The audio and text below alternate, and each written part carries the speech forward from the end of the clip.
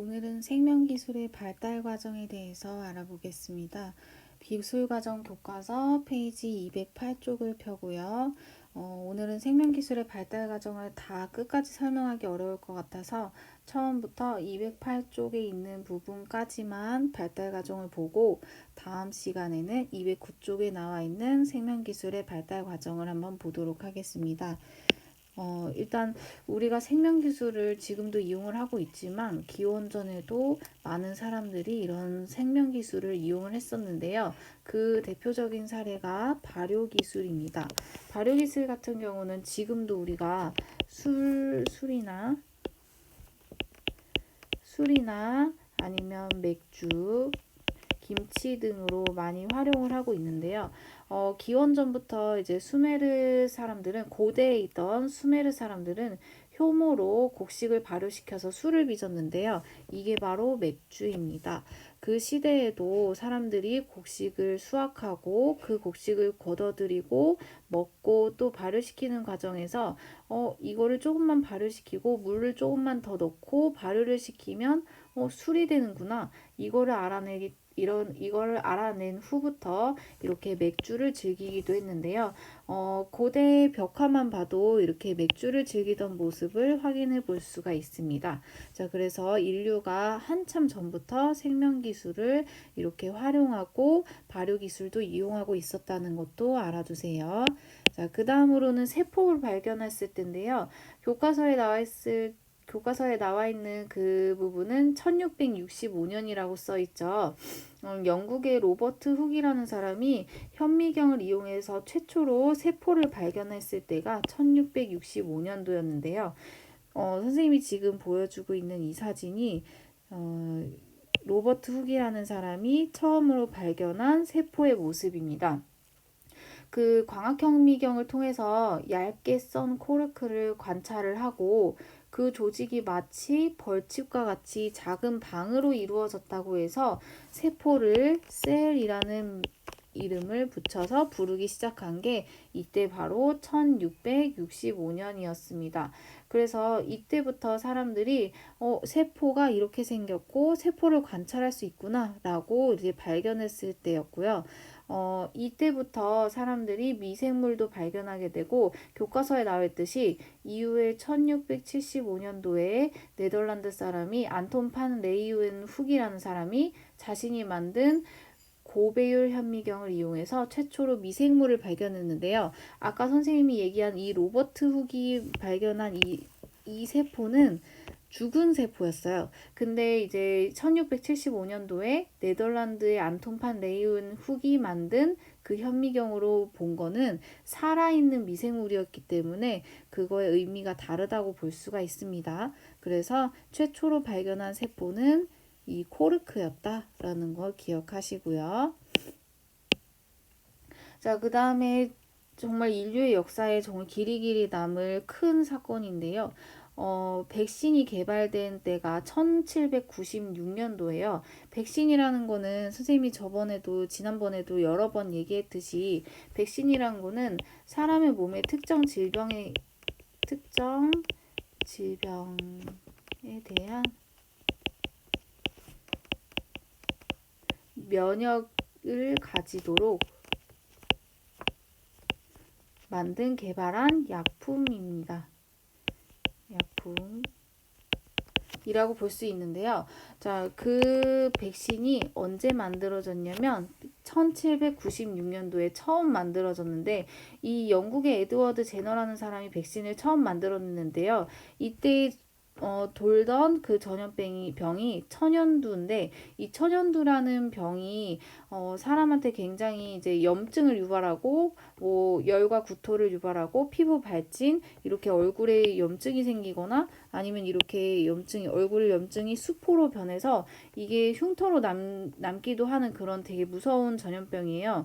근데 이제 자연적으로 가장 이제 마지막에 발생한 천연두가 1977년도였는데 그 이후에 이제 WHO가 1980년에 이 병이 이제 사라진 것으로 보고를 하기는 했습니다. 그래서 지금은 천연두라는 병은 없지만 그때 당시에 걸리면 이제 치사율이 30%로 이 병에 걸리면 30%가 거의 죽었어요, 사람들이. 자, 그래서 이 30%의 치사율을 가지고 있었기 때문에 굉장히 무서운 병이라고도 볼 수 있고, 그리고 이제 개발되기 전에, 이 백신이 개발되기 전에 1967년도 정도?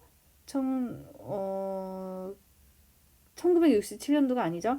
그 한참 전에 이 백신이 개발되기 전에는 이제 천연두 때문에 1,500만 명 정도가 사망을 했다고 합니다. 그 정도로 굉장히 무서운 병이었고 걸리면 30%가 죽는 병이었기 때문에 굉장히 이제 사람들에게 무서움을 주는 병이었는데 우연한 기회에 영국의 에드워드 제너라는 사람이 백신을 만들게 됩니다. 어떻게 만들게 되냐면 에드워드 제너라는 사람이 발견을 하게 되는데요. 소를 키우는 사람이 소에 걸리는 병인 우두라는 이제 천연두가 아닌 그 우두라는 그 병에 노출이 되면서 이렇게 소를 키우는 사람은 천연두에 걸리지 않는 것을 우연히 발견을 하게 됩니다. 그래서 그럼 우두에 노출되면서 그 증상이 이제 약하게 났다가 면역력이 생겨서 천연두에 이제 걸리지 않는구나라는 것을 발견을 하게 돼서 사람들에게 그 우두를 접종을 하기 시작해요. 그래서 소에서 나온 그 병원균을 이제 접종을 하기 시작했더니 사람들이 천연두에 걸리지 않게 된 거죠. 거기에서 발견을 한 게 바로 그 백신의 원리인데요. 사람들에게 우두를 접종해서 천연두에 대한 그 조금이라도 면역력을 생기게 한 그게 바로 백신의 원리인데요. 그 백신을 개발한 게 바로 1796년도입니다. 자, 그 다음 1863년도에는 유전법칙을 발견하게 되는데요. 유전법칙 같은 경우는 따로 기술과정 교과서에는 없지만 과학교과서에서도 쉽게 찾아볼 수 있는데요. 이미 배웠을지 모르겠지만 유전법칙이 과학교과서에 나옵니다. 그래서 지금 학년이 어느 학년 교과서에 나와 있는지 모르겠지만 이렇게 자식이 엄마 아빠를 닮는 것처럼 부모로부터 다양한 형질을 이제 유전받는 사실을 사람들이 오래 전부터 알았어요. 그래서 1863년도에 그걸 발견한 사람이 바로 이제 오스트리아의 멘델이라는 사람인데요. 이 멘델이 유전법칙을 발견을 하게 되는데 이 유전법칙이 뭐냐면 엄마 아빠에게 물려줄 때, 그러니까 유전적인 것을 무언가를 물려줄 때 그거에 대한 다른 법칙이 있다. 이런 법칙을 발견한 게 멘델인데 이 유전 법칙을 발견한 이후에 이제 유전학에 크게 이바지했기 때문에 큰 의미를 두는 이제 발견이라고 볼 수가 있는데요. 간단히 얘기하면 그때 멘델이 발견한 유전 법칙은 완두콩에 대한 거였어요. 완두콩은 이제 사람보다 더 간단하고 유전적으로 되게 간단한 형질을 가지고 있기 때문에 이 실험하기가 굉장히 좋았는데요. 예를 들면 노란색 완두콩과 초록색 완두콩을 이제 서로 배합을 시켜서 나오게 된 그 2세대의 완두콩을 보면 둘 중에 하나의 색깔만 나타나는 거예요. 그래서 노란색 완두콩만 나타나게 되죠. 그래서 여기에서 발견한 건 노란색 완두콩과 초록색 완두콩을 접종시켰을 때 2세대의 이 1세대 잡종이 노란색 완두콩이 나오는구나. 그래서 여기서 바로 발견한 게 우성의 법칙인데요. 사람의 유전에도 우성과 열성이 있듯이 완두콩도 우성과 열성 두 형질 중에 우성 형질만 나타나게 된다는 걸 우성의 법칙이라고 합니다.